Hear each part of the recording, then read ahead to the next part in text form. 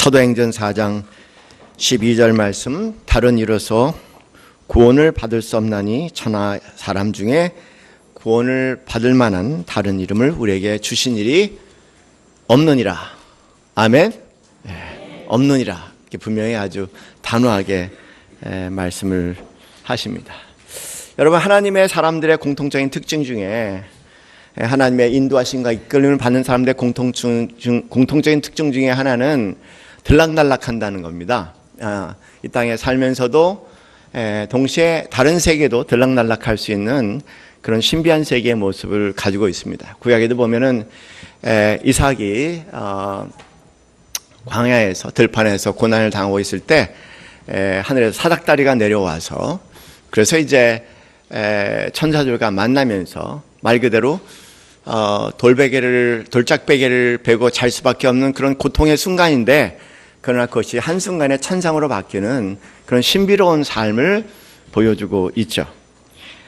성경 말씀을 보면 그런 사건들이 참 많이 등장합니다. 그런데 우리가 보지 못하는 것은 아마 그런 세계는 사후 세계나 우리가 경험할 수 있는 일이 아닐까, 그런 생각을 가지고 있어서 이 땅에 살면서도 오늘 우리가 경험할 수 있는 하나님 나라에 대한, 영생에 대한 그 누림을 누리지 못하는 것이 모든 불행과 그리고 그리스도를 살아가는 그 모든 무능력의 근본 원인이 아닌가 생각이 듭니다. 그러나 성경에는 이 땅에 살면서도 하나님 나라를, 영생을 맛보는 그런 많은 사건들이 이제 기록이 되어 있고, 실제로 그것에 대해서 우리가 잘 이해하는 것이 중요한 것 같습니다. 계속 말씀드리지만 영생은 하나님의 나라고, 하나님의 나라는 영생이고, 그 세계는 미래의 세계가 아니라 오늘 영생이요 내일의 영생이 될 수 있는 이중성의 성격을 가지고 있다는 것에 대해서 다시 한번 생각해 봐야 할 것 같아요.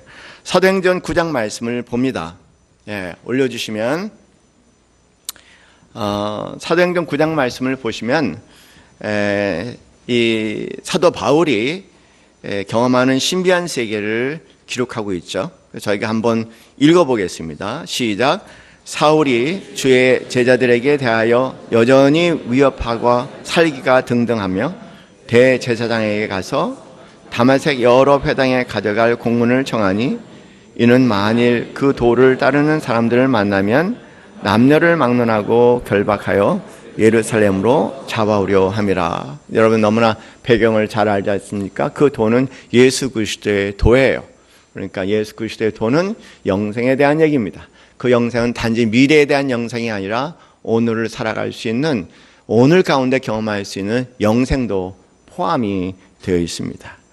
예수님 우리가 메시아라고 그렇게 얘기하죠. 메시아의 뜻이 뭐냐면 오는 시대를 오게 하시는 분을 메시아라고 얘기하지 않습니까? 메시아는 특별한 이름입니다. 기독교 역사, 그 전에 이스라엘 역사상 늘 기다렸던 그런 분이죠. 현 시대, 이 고난의 시대, 고통의 시대, 이 시대에 하나님의 나라를 가지고 오시는 그분을 메시아라고 얘기하는데, 예수님을 메시아라고 얘기하는 이유는 바로 다가올 시대가 오늘 우리의 시대가 되게 하시는 그런 크신 그 능력을 가지시는 분이기 때문에 그 예수님을 이제 메시아라고 얘기합니다. 그 도를 가르치는 자들을 향하여서 사울이 흥분하고 살기가 등등해서 대제사장에게 허락을 받고, 그리고 그들을 잡으러 나갑니다. 계속 읽어볼까요? 3절. 사울이 이 길을 가다가 다마색에 가까이 이르더니 호련히 하늘로부터 빛이 그를 들러 비추는지라. 땅에 엎드려 들음에 소리가 있어 이르시되, 사울아 사울아 내가 어찌하여 나를 박해하느냐 하시거늘 대답하시, 누구시니까? 이르시되, 나는 내가 박해하는 예수라.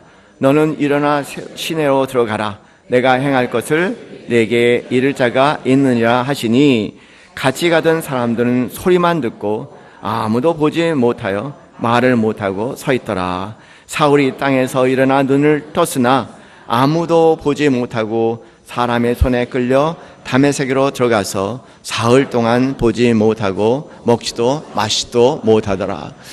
이 땅에 살면서 사울이 그 예수를 도를 따르는 자들을 핍박하기 위해서 가다가 이 땅에서 신비한 경험을 한 것은 바로 부활하신 예수 그리스도를 만났다는 사건입니다. 꼭 기억해야 할 것 같아요. 예, 그런 사모함을 갖는 여러분 되시기 바랍니다. 이 땅에 육신을 가지고 살아가지만 그러나 특별한 경우에 하나님께서 영혼을 들어올리셔 다른 차원의 세계, 이 세계에 공존하는 하나님의 나라에 동시에 우리를 들어올릴 수 있다는 그런 기대감을 갖는 것은 믿음의 매우 중요한 요소죠. 단지 그 나라가 사후의 세계라고 생각한다면 그런 믿음 결과적으로 그 세계를 이 땅에 살면서도 누리기 힘들 겁니다. 사울은 그 이후에도 또 경험했어요. 그 고린도 그 후서 12장 말씀을 보면은 거기에 이런 말씀이 기록되어 있습니다. 우리 함께 읽겠습니다. 시작. 무익하나마 내가 부득불 자랑하노니 주의 환상과 계시를 말하리라. 내가 그리스도 안에 있는 한 사람을 아노니 그는 14년 전에 셋째 하늘에 이끌려 간 자라. 그가 낙원으로 이끌려가서 말로 표현할 수 없는 말을 들었으니 사람이 가히 이르지 못할 말이더라. 그러니까 사도 바울은 다마색을 향해서 핍박을 하러 가면서도 이런 특별한 경험을 했을 뿐만 아니라 주님 안에 들어오서도 이런 경험을 했다는 겁니다. 그리고 그 경험에 대해서 낙원이라고 얘기하고 파라다이스, 하나님의 온전한 임재하심의 세계에 대한 말씀하면서 그 경험을 말로 도저히 표현할 수 없다. 그렇게 표현을 하고 계시죠. 그러니까 이 땅에 살면서도 그 하나님의 임재하심, 하나님의 나라, 하나님의 영생, 약속하신 영생을 경험할 수 있도록 허락하셨다는 겁니다. 여러분이 요한계시록을 어떻게 보시는지 모르겠지만 요한계시록 우리가 잘 보지 않습니다. 너무 믿기가 힘들어서. 그러나 요한계시록의 말씀은 당연히 요한이 경험한 사건을 기록한 사건이죠.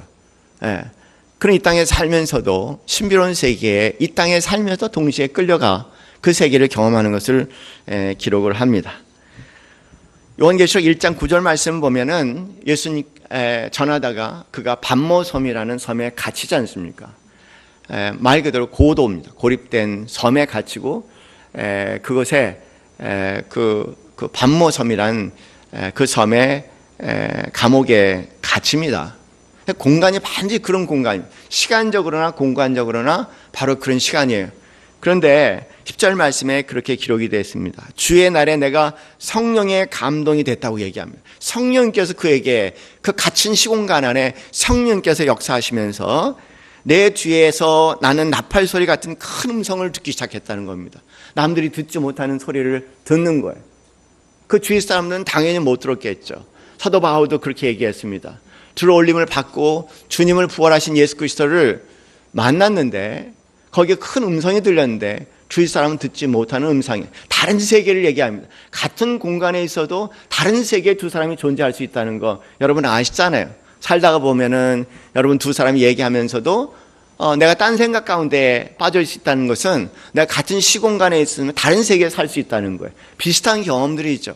내 이 땅에 살고 있으면서도 나는 다른 시공간에 들어갈 수 있다는 겁니다. 성령의 감동을 받아서 여기 지금 바울은 요한은 말 그대로 다른 세계에 들어갔는데 그 세계는 남들이 들을 수 없는 그 음성을 듣기 시작했다고 합니다. 큰 음성을 들으니 이르되 내가 보는 것을 두루마리에 써서 에베소, 서무나, 버가모, 두아디라, 사데, 빌라델비아, 라오디아게 등 7교회에 보내라 하시기로 이 무슨 말인가? 그래서 몸을 돌이켰다고 얘기합니다. 12절 말씀에 몸을 돌이켜 나에게 말한 음성을 알아보려고 돌이킬 때에 7 금 촛대를 보았다. 그렇게 얘기하죠. 그러면서 그 촛대 사이에 인자, 부활하신 예수 그리스도가 발에 끌리는 옷을 입고 가슴에 금띠를 띠고 여러 가지 얘기를 계속 진행을 합니다. 그러면 17절 말씀에 내가 볼 때 그 발 앞에 엎드려 죽은 자 같이 되매 그가 오른손을 내게 얹고 이르시되 두려워하지 말라. 나는 처음이요 마지막이라. 하나님에 대한 명칭입니다. 곧 살아있는 자라. 내가 전엔 죽었노라 볼지어다 이제 세세토록 살아서 사망과 음부의 열쇠를 가졌느니 그러므로 내가 본 것과 지금 있는 일과 장태될 일을 기록하라고 얘기하죠. 완전히 다른 시공간에 들어가 있습니다. 말 그대로 우리가 임하는 이런 세계가 아니라 또 다른 세계에 들어가 있는 그 요한의 모습을 여러분 그려보시면 이제 우리가 살아가고 있는 이 시공간이라는 것이, 시간과 공간이라는 것이 내가 지금 익숙한 시간과 공간이 전부가 아니라, 내가 알고 있는 시간과 공간이 아니라 성령님의 감동과 이끌림을 받을 때는 우리는 또 다른 차원의 시간과 공간 속에 머물 수 있고 새로운 경험을 할 수 있다는 것을 분명히 성경에서 다양하게 얘기를 하고 있어요. 어떻게 보면 그 세계를 우리가 앞으로 갈 영생의 세계에 대한, 하나님 나라에 대한 오늘의 맛이라고 얘기할 수 있겠죠. 그런 세계가 분명히 엄연하게 우리에게 공존하고 있는데, 다들 영생 하나님의 나라를 미래에 대한 시간대로 만들어 놓으니까는 이들이 경험했던 이 세계의 맛을 보지 못하고 빈약하게 그리스도의 삶을 사는 것 같아요.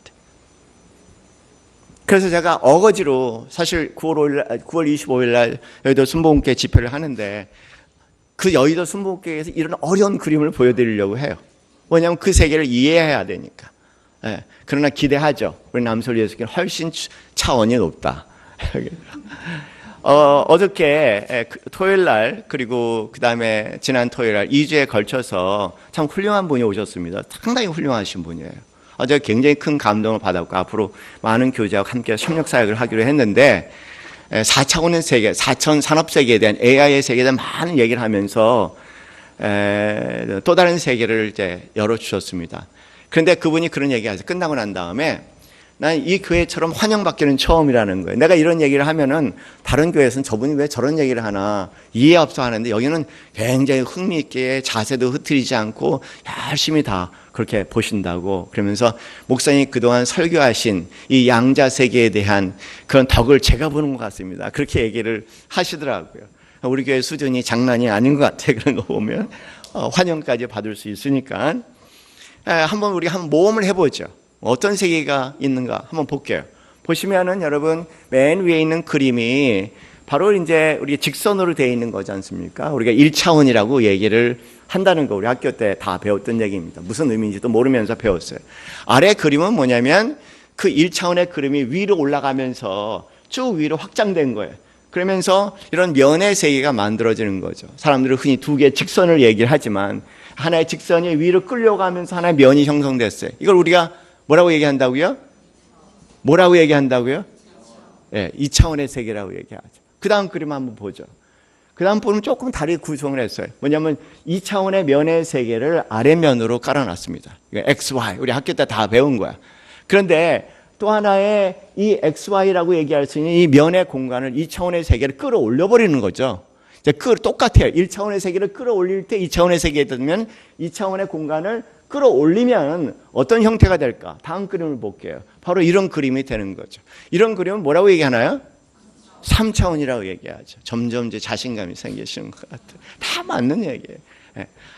뭐든지 자신 있게 좀 얘기를 하세요. 예수를 얘기할 때도, 예수님을 얘기할 때도 자신 있게 주여라고 얘기할 수 있으면 모든 게 거기서 시작이 되는 거예요. 확실하게. 당연히 3차원이죠. 이걸 왜 주저해요? 틀릴까 봐. 뭘 틀릴 수 있겠습니까? 그래서 이것을 3차원의 시공간이, 우린 다 3차원의 시공간에 있어요, 지금요. 그렇잖아요? 3차원이요. 중고등부, 그쵸? 이거 3차원이에요. 그 다음에 문제는요, 그 다음 볼게요. 우리는 무슨 얘기를 하냐면, 우리는 4차원의 시간과 공간을 산다. 4차원의 시공간을 산다고 얘기를 해요. 이게 무슨 말인가? 4차원의 시공간을 산다는 게 뭘까? 우리는 당연히 4차원의 시공간을 살죠. 서로 얘기할 때 그래. 만나자. 어디서? 공간이야. 3차원이야. 몇 시에? 그럼 뭐예요? 시간이야. 과거에 이래. 그때, 그 장소에, 그 시간에 그때 그런 일이 있었지 않냐? 라고 얘기하는 거예요. 그래서 인간은 항상 얘기를 할 때 4차원적으로 얘기할 수밖에 없어요. 지금 여러분은 여기 있어. 여기 있어. 이 순간에 있어. 몸이 다 여기 있어. 이 공간에 있어. 시간으로 얘기하면 시간은 제로야. 지금 여기 바로 이 순간이야. 이 공간이야. 그러나 마음은 그렇지 않지 않습니까? 마음은 들락날락해. 여러분, 뭔가 걱정이 돼서 몸이 안 좋은 것 같아갖고 내가 검사를 받았어. 근데 검사가 이제 내일, 모레 이틀 있다 나오는데, 그러면 어때요, 마음이? 불안하고 초조하죠. 그러니까 몸은 여기인데 마음은 미래로 가버리는 거예요. 그것뿐이겠습니까? 그 생각, 내가 그때 뭔가를 잘 해야 될 때, 그때 내가 너무 오늘 많이 막 한 것 같아. 그때 내가 라면을 너무 많이 먹은 것 같아. 뭐 그런 얘기 할 수 있지 않습니까? 그때. 그런 얘기는 뭐냐면, 과거로 간다는 거예요. 마음은요, 몸은 이 순간, 우리 몸은 쪼개질 수가 없어. 항상 3차원의 시공간에 있어야 돼. 그렇지만 마음은 뭐냐면 지금 여기 이 순간도 있지만 미래로 갈 수도 있고 과거로 갈 수도 있고 신기한 세계, 우리는 4차원의 시공간을 살아가는 존재예요.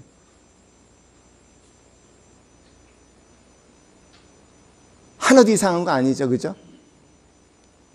뭐 이렇게 어렵게 설명하시나. 여러분 아마 저에 대해서 이상하다고 생각할 줄 몰라요. 그러니까 이 그림이 중요한 게 아니라 뭐냐면 이제 여기에 시간을 표현해야 되는데, 여러분 시간을 표현하면 X, Y, Z라고 이렇게 위에 그림이 있어. 그리고 T라는 것이 시간이에요. 그러니까 우리는 4차원의 세계를 이렇게 표현할 수밖에 없어요. 아래 그림이 이렇게 된 거죠. 아래 그림이 이렇게 된 거예요.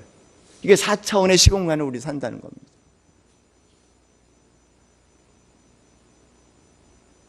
지금 우리는 4차원의 시공간을 살고 있다니까요. 그럼 그 다음 거를 볼게요. 자, 여러분 위에 그림을 보시면 위에 동그라미가 있어요. 이 동그라미는 하나의 공간이야. 하나의 공간이야. 이 공간의 시간을 보태면 아래 그림이 나오는 거예요. 공간, 시간, 이렇게 해갖고 쭉 하나의 직선이 나와요. 자, 분명히 뭐라 했습니까? 이렇게 나오면 머릿속 하나의 직선에 불과해요.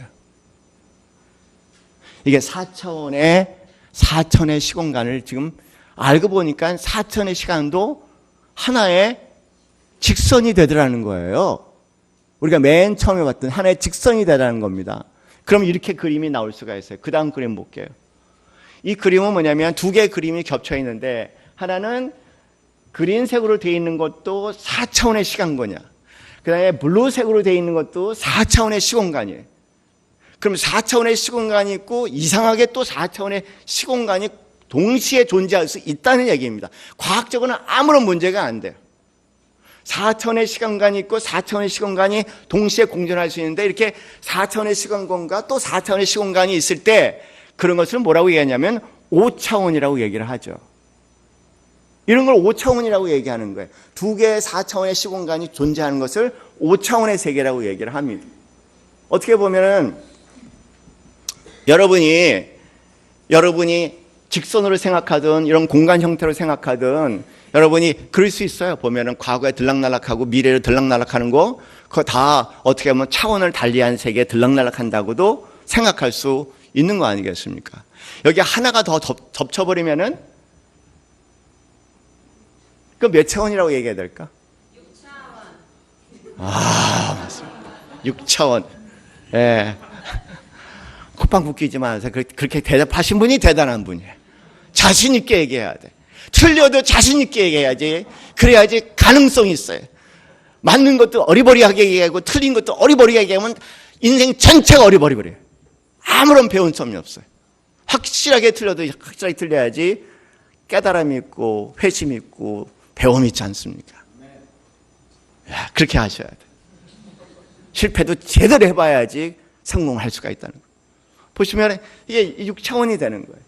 지금 과학적인 세계에서는 7차원까지 밝혔어요. 이론적으로는 11차원까지 나가 있어요. 무슨 얘기인지 모르겠죠. 당연히 뭐 과학에 대해서 모르잖아요, 우리가. 그러나 이 얘기보다 더 중요한 것은 그 다음 그림이죠. 그 다음 부분 보면요, 이게 5차원의 세계야. 4차원의 세계가 두 개 겹쳐 있어. 두 세계가 공존하는 거예요. 두 개의 시공간이 공존하고 있는데, 전혀 다른 시공간이 공존하고 있는데, 이 그림은 뭐냐면은 블루 세계에 있는 시공간에 있는 사람이 그 다음에 그린 세계의 시공간으로 뛰어 내릴 수 있다는 거예요. 점핑 다운을 할 수 있다는 거예요. 거꾸로는 점핑 업을 할 수 있다는 얘기입니다. 두 개의 차원뿐만 아니라 세 개의 차원이 있다면 세 개의 차원은 들락날락 할 수 있다. 그런 얘기입니다. 과학의 세계가 그런 거예요. 그럼 여러분 한번 생각해 보세요. 왜 바울이, 왜 요한이 이 4차원의 세계에 살고 있으면서도 또 다른 차원의 세계를 들락날락 하고 있는지는 너무나 당연한 얘기죠. 그런 세계에 사모하시는 여러분 되시기 바랍니다. 그런데요, 내가 4차원의 세계에서 5차원의 세계, 하나님 세계에, 하나님의 나라에 그 새로운 차원의 이 세계하고는 뒤섞일 수 없는 아주 분명하고 선명한 차이의 세계에 들락날락 하려면 여러분 그 이름이 있어야 돼. 그 이름이 무슨 이름입니까? 예수란 이름이 분명해야 돼. 예수란 이름이 분명해야 돼. 오늘 4장 12절 말씀에 그렇게 말씀하셨지 않습니까? 다른 이로서는 구원을 받을 수 있다 없다? 없나니. 천하의 이름 중에 이렇게 해서 천하의 이름 중에 구원을 받을 수 있는 이름을 주신 적이 없다는 거예요. 이 땅에 살면서 하나님의 나라, 영생의 세계를 맛볼 수 있는 길은 오직 뭐라고요? 예수. 어떻게 그런 일이 있을 수 있습니까? 그래서 얼마 전에 우리 청년부 하영 형제하고 이하영 형제하고 얘기하다가 얘기 들으면서 이 친구가 그 세계를 한번 갔다 왔구나. 예. 그 남 얘기를 우리 중에 얼마든지 그런 경험할 수 있으니까 제 얘기하면 목사님이니까 그렇다고 생각하지만 우리 어린 하영이도 다 그랬어요. 올라와서 한번 내가 경험한 하나님 나눠줘 주셨습니다.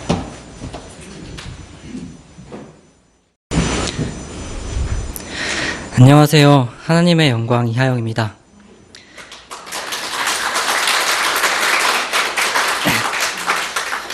제가 경험한 하나님에 대해 나눌 수 있게 해주셔서 하나님께 감사를 드립니다. 하나님만 영광 받으시도록 성령님께서 지금 우리와 함께 하시길 기도합니다. 목사님 아들로 자란 저에게 교회와 성경 이야기는 항상 익숙한 것이었습니다.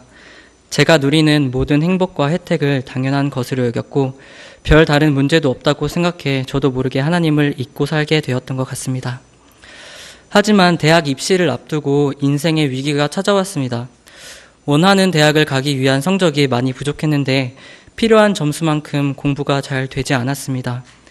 불안한 마음이 커져서 하나님의 일꾼이 될 테니 더 성실해지게 해달라고 기도했지만 그것으로 제 삶이 변하지는 않았습니다. 너무 답답한 시간이었습니다. 고3 1학기 마지막 시험을 준비할 때에는 그 불안한 마음과 스트레스가 더 거대해져서 저를 짓눌렀습니다. 너무 힘들어서 하나님 뭐 하시나 라는 생각에 화도 났습니다. 당시 저는 먼 거리에 학교를 다니고 있어서 기숙사 생활을 했었는데 주일 예배를 드려야 한다는 아버지 말씀에 시험을 이틀 앞두고 혼자 집으로 돌아와야 하는 상황이었습니다. 다른 경쟁자들은 밤새 기숙사에서 공부하는데 나는 시간을 낭비하면서 집에 가야 한다는 게 너무 억울했습니다. 집에 돌아가는 그날은 밤이었고 태풍 때문에 폭풍우가 몰아쳤고 시골이라서 마을버스도 끊겨 가로등도 없는 어두운 길을 1시간이나 더 걸어야 했습니다. 길 왼쪽에서는 나무를 흔드는 거센 비바람 소리가 웅웅거렸고 반대편에서는 불어난 강줄기가 흙탕물로 넘실거리는 정말 무서운 순간이었습니다. 불안한 마음에 저는 하나님을 떠올렸습니다. 하나님이 정말 살아계시다면, 내 아버지시라면 지금 나를 구해주시지 않을까? 이 세상의 위협으로부터 나를 안전하게 지켜주시지 않을까라는 생각이 들었습니다. 그러려면 제가 하나님을 진짜 내 아버지라고 믿어야 하는데 그동안 그렇게 진지하게 생각해 본 적이 없었습니다. 그래서 그 순간 저는 아무도 없는 길에서 아버지라고 소리내서 불러보기로 했습니다. 막상 하려니까 볼 수도 없고 만질 수도 없는 존재를 아버지라고 부르는 것이 무척 어색했고 바보처럼 느껴졌습니다. 누군가가 나에게 그건 비합리적이고 자아를 거스르는 행동이라고 속삭이는 것 같았습니다. 그렇게 고장난 기계처럼 저는 소리도 없이 입만 열고 닫기를 반복하며 힘겨운 씨름을 이어갔습니다. 쉽게 끝나지 않는 싸움에 자아가 분열될 것 같은 순간까지 이르자 이제는 무서운 것도 잊어버리고 어떻게든 단 한 번만이라도 아버지를 부르기 위해 안간힘을 썼고 결국 저는 시원하게 아버지! 하고 절규를 토해냈습니다. 그리고 기적처럼 모든 비바람이 한순간에 멈추었습니다. 온몸에 소름이 돋고 너무 놀라서 다시 비바람을 켜주세요 라고 기도하기도 했습니다. 상상도 못한 하나님의 대답을 들은 저는 깨닫게 되었습니다. 하나님은 내 아버지가 맞구나. 나를 사랑하셔서 내가 부를 때 지켜주시는구나. 할렐루야. 저는 어젯밤 이 간증을 준비하면서 하나님과 함께 그날 밤의 기억으로 되돌아가 미용 감사를 하게 되었고, 한 가지 더 깨닫게 되었습니다. 그때 하나님께서는 나의 기도를 무시하거나 거절하신 게 아니었구나. 고요한 침묵으로 대답을 해주신 것이었구나. 저는 오늘도 주를 신뢰합니다. 이제는 우리에게 보여주신 예수님의 삶을 날마다 묵상하며 기뻐하게 되었습니다. 그 아름답고 은혜로운 여정에 우리 모두 참여하여 하나님의 완전한 사랑을 함께 고백하기 원합니다. 감사합니다.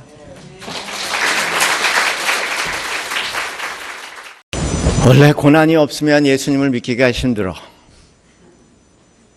그런 조금만 편해도 예수님을 잊어먹어요.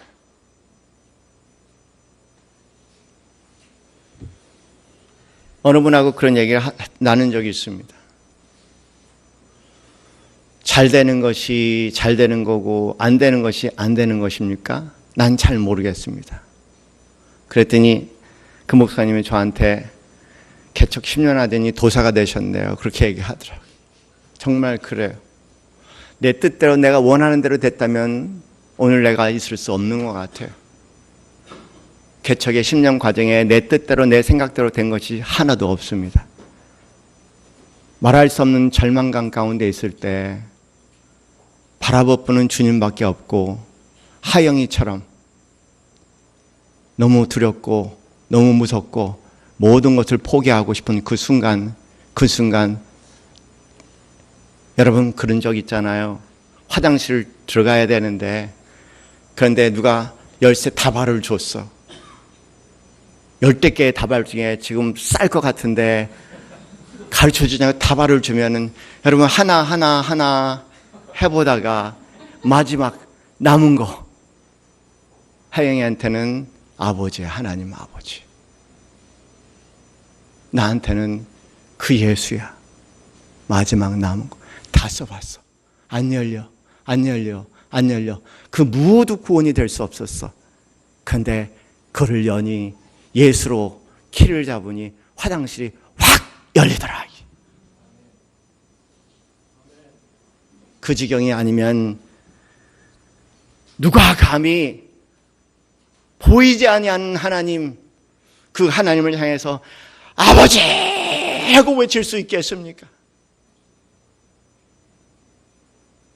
그런 절망의 나락에 여러분 빠져보신 적이 있습니까? 그 무엇도 구원이 될 수 없는 그 순간에 빠져본 적이 있습니까? 하나님, 나 죽어요, 여기서. 나 끝이에요. 라고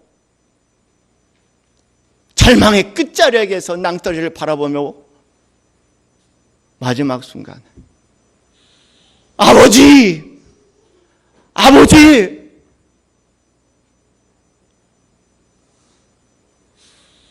그런 간절함으로 외쳐본 적은 있으십니까?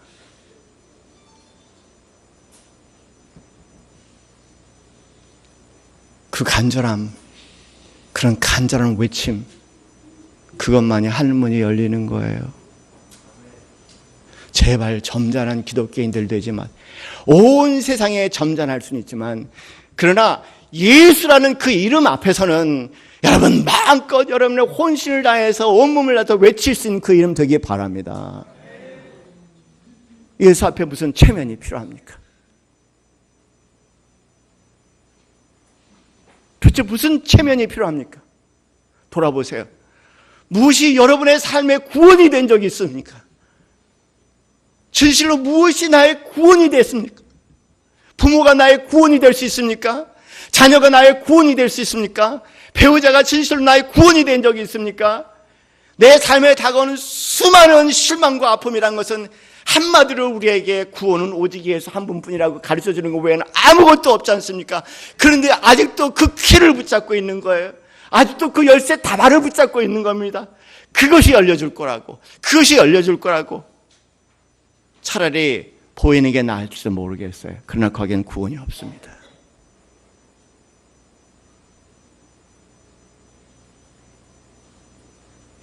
왜 내려놓지를 못하세요?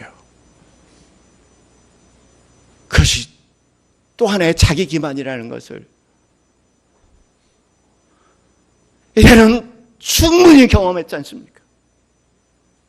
얼마나 더 많은 경험이 우리에게 필요하단 말입니까?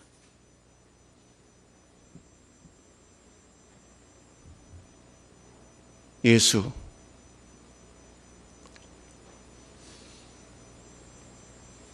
다른 이로서 구원을 받을 수 없나니 천하의 이름 중에 다른 이름을 주신 적이 없대요.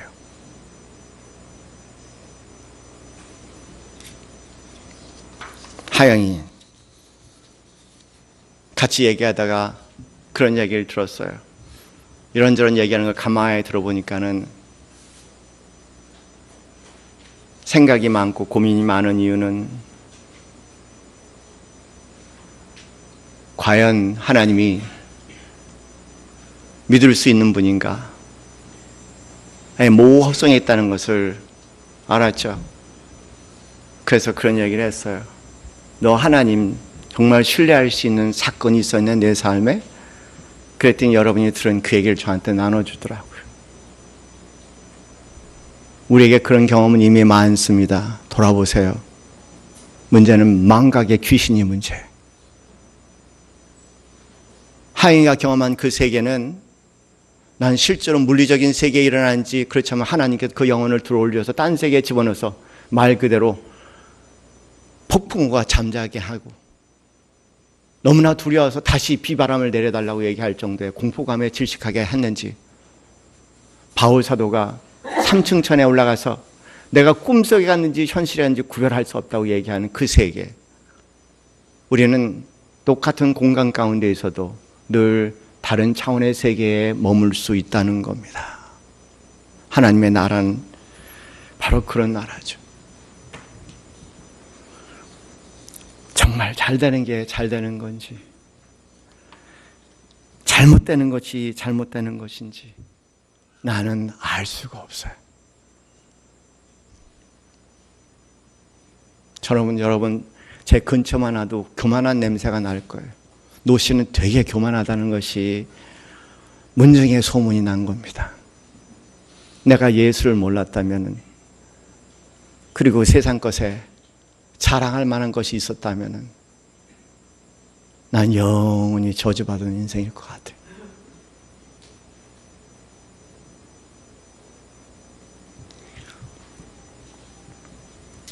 송명희 시인이 말 그대로 뇌성마비로 온몸이 비틀려 버려서 말 한마디 하는데도, 단어 하나 내뱉는데도 온몸을 써야 되고 얼굴을 찡그리면서도 마디 하나 끝내지 못하는 그런 고립된 고통스러운 삶에 있으면서 아무것도 붙잡고 아무것도 의지할 수 없는 절망의 순간에 그가 부르짖은 예수, 그 예수가 이 땅의 육신의 고통 가운데 있으면서도 그 영혼을 들어올리셔서 영생의 맛을 보게 하니 그 감동을 그는 그렇게 외칩니다. 예수, 그 이름 나는 말할 수 없네. 바울 사도가 3층 천에 끌려 올라가서 경험한 세계를 말할 수 없다. 말로 표현할 수 없다고 얘기해요. 예수, 그 이름 나는 말할 수 없네. 그 이름 속에 있는 비밀, 그 이름 속에 있는 그 사랑을 말할 수 없어서 도대체 그 풍부함을 표현할 수 없어서 나에게는 비밀이 되었다고 얘기합니다. 사람들이 그 예수를 우습게 건축자의 쓸모없는 버린 돌처럼 그렇게 버렸지만 내 마음에 새겨진 이름, 그 이름은 예수, 아름다운 보석, 내게 있는 귀한 비밀이라고 얘기합니다. 내 마음에 숨겨진 기쁨이라고 얘기합니다. 예수, 그 이름 나는 말할 수 없네. 그 이름의 비밀을, 그 이름의 사랑을, 그 이름의 비밀을, 그 이름의 사랑을 어떻게 이분은 이 세계를 경험할 수 있을까? 사랑하는 성도님, 사단이 하는 말 중에 하나예요. 메시아는 미래에 오실 분이다. 그것은 구약입니다. 신약은 오셨다는 겁니다. 하나님 나라 영생은 단지 미래의 것이 아니라 오늘 누릴 수 있는 것인데, 그것은 내가 부르짖어 신껏 외치는 몸과 마음과 뜻을 다해서 그 이름 앞에 신껏 외치고 그 이름 앞에 온전히 무릎 꿇을 수 있는 그 사람에게만 하나님께서 주시는 큰 은혜죠.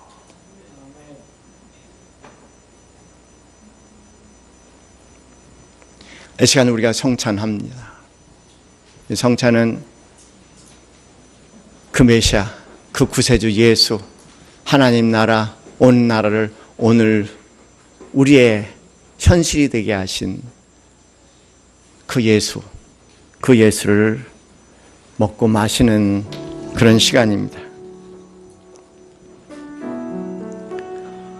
예수님께서 요한복음 6장 말씀에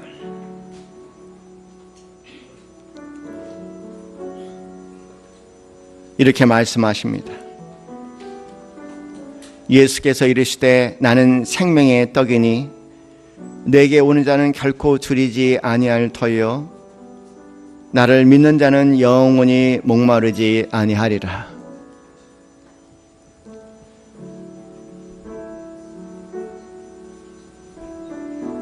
우리가 성찬식에 참여할 때 영생이신 우리 주 예수 그리스도의 몸과 그리고 피를 함께 나누는 아주 복된 시간입니다. 그 은혜가 여러분에게 넘쳐서 말 그대로 영생의 안에서 오늘을 살아갈 수 있는, 그리고 나의 죽어가는 생명과 내 주의 죽어가는 생명을 살릴 수 있는 그런 신비로운 비밀이 되게 하려도 마음으로 간절히 사모하시며 성찬에 함께 참여하시는 시간 되기를 바랍니다. 성령님, 우리의 성찬 가운데 함께하여 주셔서 성령의 감동이 있게 주셔서 눈을 감고 성찬에 참여하며 기도하는 심령들에게 하늘문을 여시고 하나님의 임재하심을 경험하게 하여 주셔서 평생 그 은혜가 내 삶의 비밀이 되게 하시고 나의 아름다움과 기쁨이 되게 하셔서 추하고 고난의 세계에 살면서도 그 비밀이 나로 하여금 기쁨과 감사로 살아들 수 있는 세상을 이기는 믿음의 근원이 되게 하옵소서. 예수님 이름으로 기도드렸사옵나이다. 아멘. 여러분, 예수가 여러분의 삶의 비밀이 되기를 원합니다. 여러분의 깊은 고난 중에 부르는 그 이름이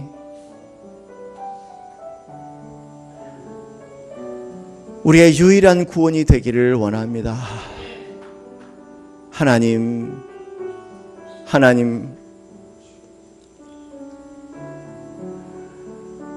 버림받음과 거절감과 수많은 거짓 손길 가운데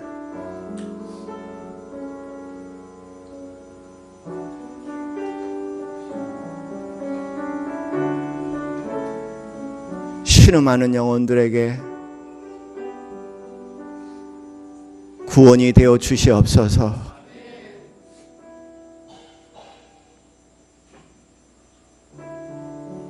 예수가 나의 비밀이 되게 하옵소서. 신비로운 비밀, 그 풍요로움, 말할 수 없는 그 풍요로움이 내 인생에, 내 마음에 거칠게 일하는 모든 폭풍도 잠잠케 하는 말할 수 없는 비밀, 말할 수 없는 비밀이 되게 하여 주셔서